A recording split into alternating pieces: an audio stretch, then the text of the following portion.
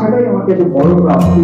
আর 1975 সাল এইটার ব্যাপার স্বতন্ত্র যেদিন প্রথম কমিটি করেছিলাম, পুষ্পলতার সঙ্গে শুরু করেছিলাম ইস্টবেঙ্গল মাঠে, তখন বলেছিলাম একটা কমিটি করে হয়তো আমাকে বাদ দিয়ে একটা কর্মজীবনকে উদযাপন করা, এটা কেমন লাগছে বলতে হয়।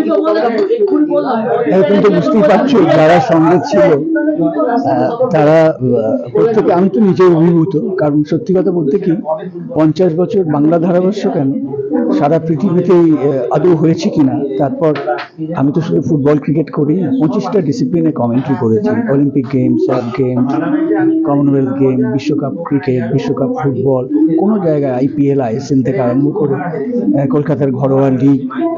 সুতরাং করে গেছি দেখতে দেখতে 50টা যে পেরিয়ে গেছি, তার কারণ হচ্ছে আমি 21 বছরে স্টার্ট করেছিলাম কমেন্ট্রি। এত কম বয়সে কেউ কমেন্ট্রি স্টার্ট করে না।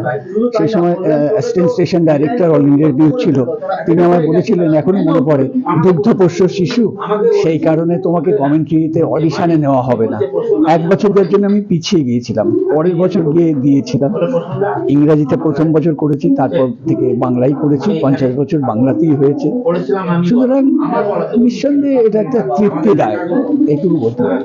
100টা ডার্বি অনেক আগেই হয়ে যেত যদি না ESPN একটা সময় 1995 থেকে 2004, 10 বছর তারা রেগুলার খেলাও দেখায়নি, অথচ IFAর সঙ্গে এমন একটা চুক্তি ছিল যাতে দূরদর্শনও খেলা দেখাতে পারতো না। তখন আমরা ফুল সুইংয়ে দূরদর্শনে কমেন্ট্রি করতাম।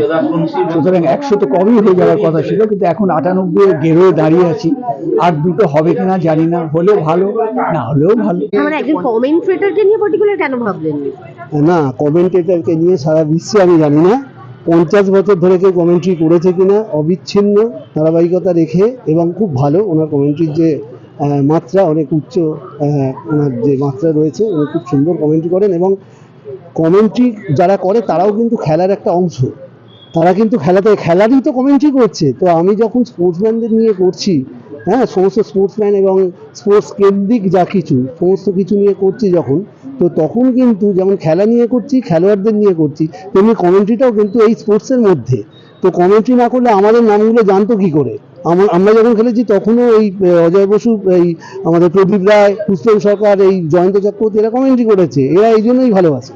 তো তাদের তো সমাজের যে মূল্যায়ন, তাদের যে খেলার পথের যে মূল্যায়ন, এটাই করার জন্য, এবং তারা যাতে আগামী প্রজন্মকে পথ দেখাতে পারে, যারা দেখতে পারে যে এরকম কমেন্ট্রি করেও কিন্তু আজকে অনেক ভালো মানুষের মনের মধ্যে থাকা যায়, সেই জন্যই এই গান লেখা, কবিতা লেখা এবং ইংরাজি গান লেখা।